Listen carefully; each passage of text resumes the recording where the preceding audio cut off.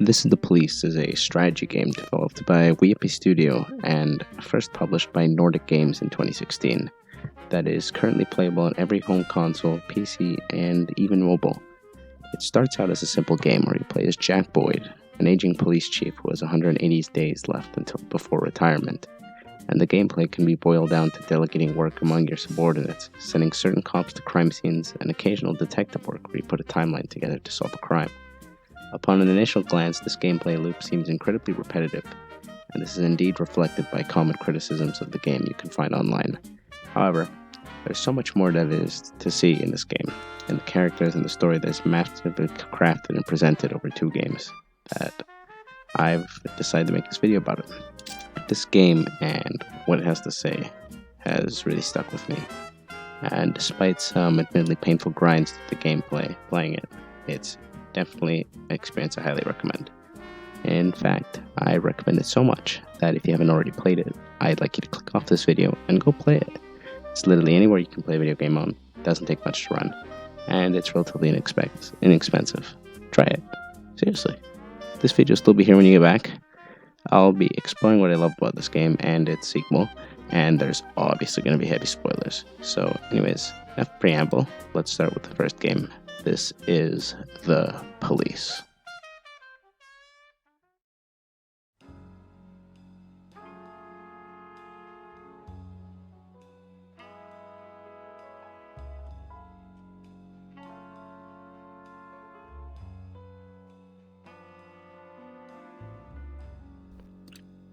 I've already name-dropped Jack Boyd earlier, but aside from being the character you play as, who is he really? From the outside of the game, one thing is clear about him, this one thing remains consistent throughout the series. Jack Boyd is his own man, with his own ambitions, vices, and personality. Sure, the player can influence how he goes about things, but at the end of the day, the choices are his alone. This is shown immediately through the intro of the game before even the start menu, where he goes on a chat about his philosophy before the opening press conference, and I'm pretty sure it's playing right now, and through this spiel you can actually see how he sees himself in this life of his. The first actual example of this is in your first bit of gameplay, where you're at a press conference and the player can pick from a few options to help guide his answers. However, once you pick said choice, he ultimately words it his own way, showing you the kind of jaded, rough around the edges person he is. He's constantly in conflict with others, and this is shown quite well without completely shoving it on the player, through the main goal of the whole game. He's been forced into retirement by Mayor Rogers, more on him later, and he has 180 days left to secure a proper retirement fund for himself. In this case, $500,000, the sum being of Jack's choosing, and the ultimate end goal of the game, aside from, of course, keeping your job. This is where the player comes in.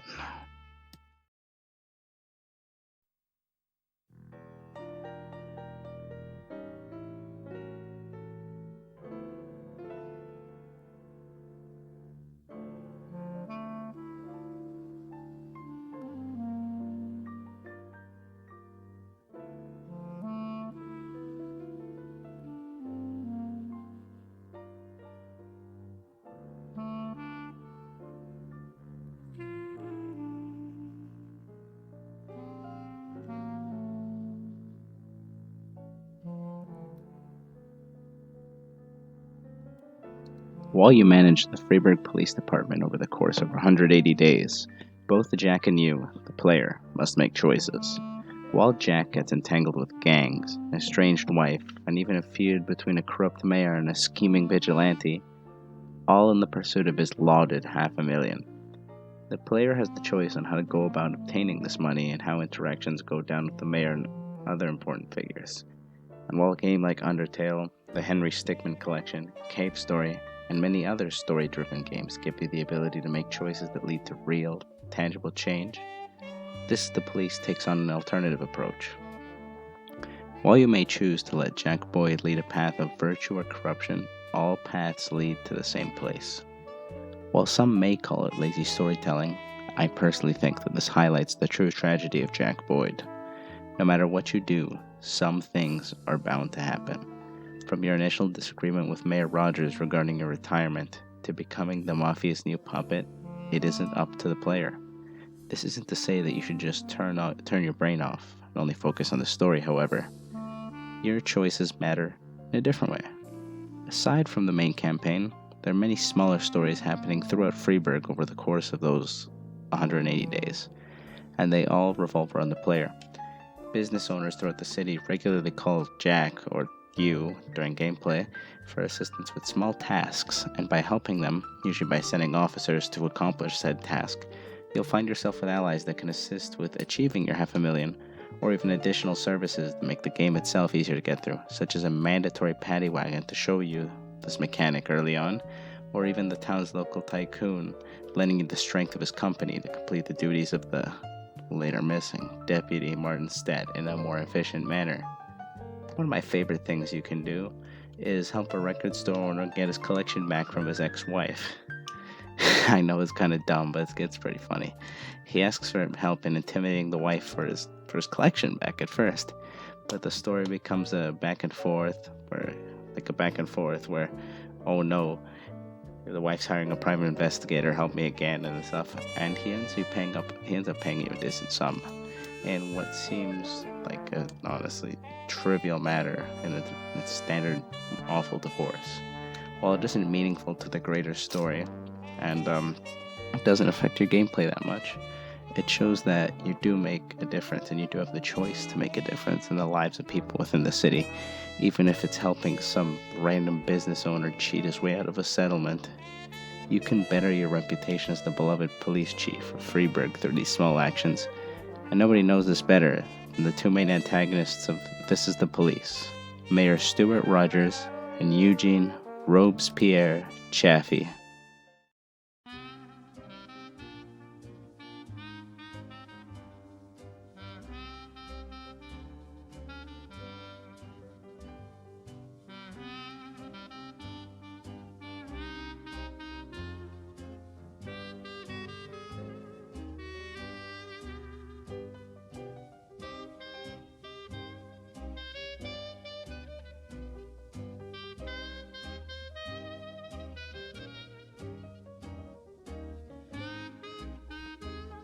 Later in the game, after dealing with a gang war, a coma, and a bevy of personal issues, the player and Jack have various encounters with two men, both of which are at odds with each other.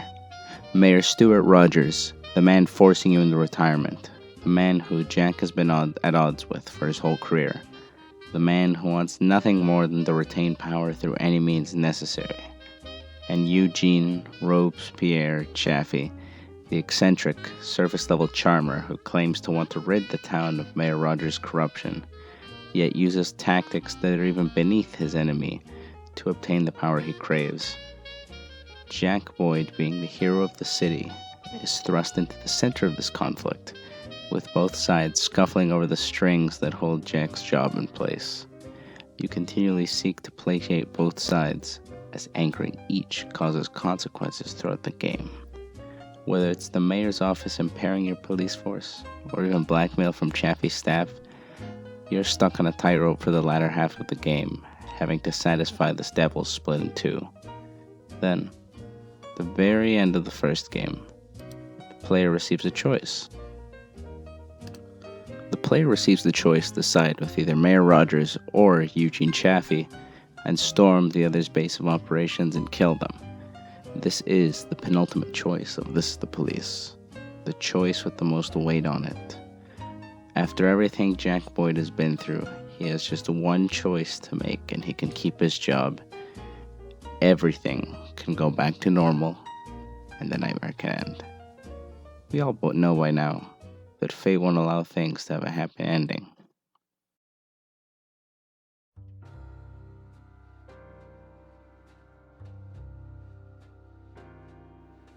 Over the course of the first game, Jack is continually asked and almost tormented with one question. Why the $500,000? The Mafia asks him this. The Mayor asks him this. Chaffee asks him this. Even Lana, once Chaffee sabotages his relationship with her, asks him this. All of these questions, warning him, begging him to not go down this path. Jack Boyd, however, is too far gone for the player's choices to have much impact. From the start of the game, Jack Boyd is facing consequences for his past actions. His wife is established as having left him for a younger man, and it's hinted in an early psychiatric evaluation that Jack was not an exemplary partner, potentially even hitting or abusing his estranged wife. His relationships throughout the game are tainted by his past sins and choices that he can't really let go of, and a prevalent theme of consequence is established and oozes throughout.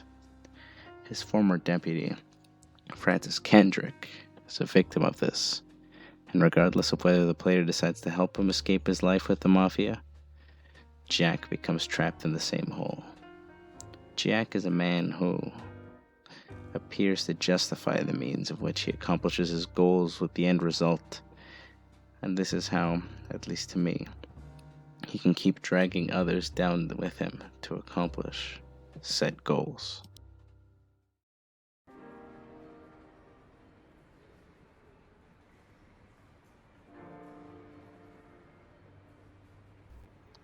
Memories are something we can all cling on to for comfort.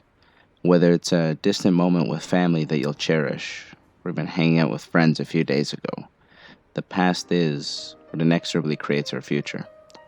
These memories that we decide to carry with us can either make or break us. In the case of Jack Boyd, it is the latter. His quest to keep his job, get back his wife, and make the $500,000 all stem from a deep, overwhelming, and consuming urge to relive the glory days. Jack struggles to speak to his estranged wife Laura throughout the game, but nearing the end, he finally finds his words and gets to talk with her over the phone. He spills the beans about the $500,000. He recalls a time where both of them were broke, and how despite that, they were happy together. Jack recalls himself jokingly asking if he'd be her hero if he made $1 million. He continues the story by saying that her response was that he'd be her hero if he only made $500,000. $500,000. Those words stuck with him throughout his whole life, and even now, in his final conversation with the woman who once loved him, he couldn't help but reminisce over a memory that stuck with him. Naturally, since it was quite an offhand comment, Laura doesn't quite recall this conversation ever happening, and things go downhill from there.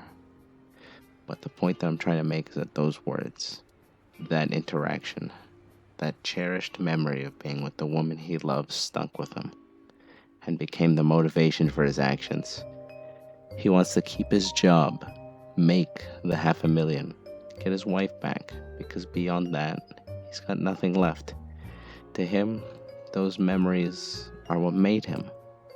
Despite his resolution and resolve to achieve these things, his past is ultimately also his undoing. The player has another chance to see how Jack's past affects him deeply with the introduction of Lana Berman. Lana initially calls Jack as an excited fan, almost idolizing him as the great Jack Boyd, much like Jack idolized his hero Bobby Flash. A hero, a role model, only really seeing the perception that cherry-picked memories that it was immortalized in press and newspapers. But in Lana's case, this was no book or article. She actually got to speak to the real deal and understand each other in a deeper way. Jack got to take a look at someone with the same spark that he did, and over a series of phone calls, formed quite a deep bond. And it seems like Jack has found somebody that truly gets him, and vice versa. Alas, this is where the player's choices and his goal of $500,000 factor in. Due to the personal nature of its goal, and the great difficulty that it took Jack to express said reason to Laura, it's obvious that he was never going to tell anybody else, And when Eugene Chaffee shows Lana what Jack and the player have been doing to obtain the money, since even the small tasks such as helping businesses and even participating in the mandatory mafia war are illegal, she comes to see him, almost as he fears he sees himself. A man that has convinced everyone around him that he is the victim. A man who has lived a life of sin, desperately attempting to redeem himself. Lana promptly leaves his side, vowing to bring him down, like all the others.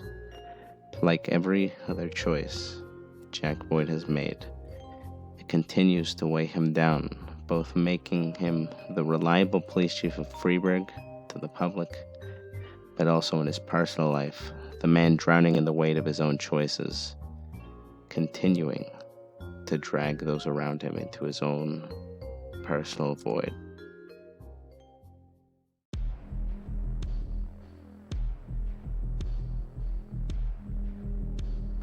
After nearly 180 days of torment and attempting to secure both your job and a personal retirement fund, you are presented with a decision.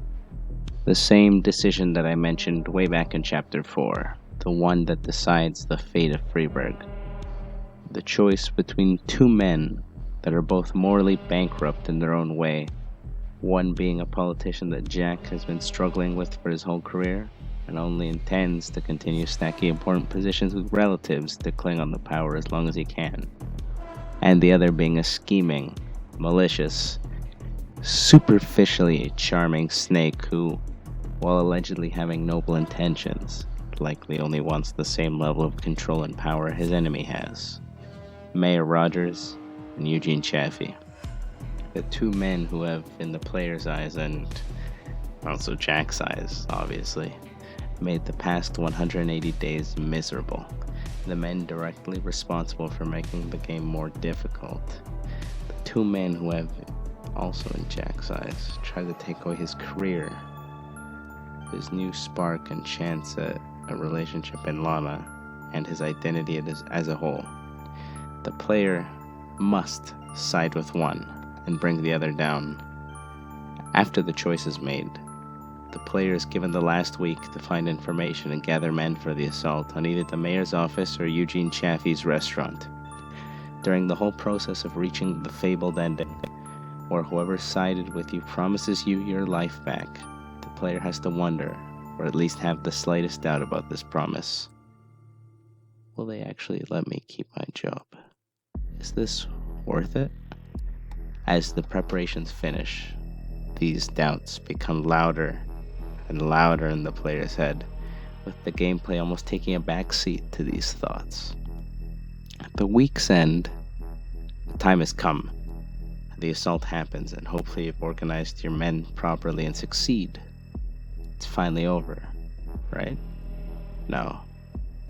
On the last day, regardless of result, you are betrayed by the victory, losing your job and being cast aside like the fiddle you've been played as. The money you've made is worthless to an extent, as you are still driven out of town for how you earned it, ending the game excluded from the club you were in during the intro, the true and final sign you are no longer welcome.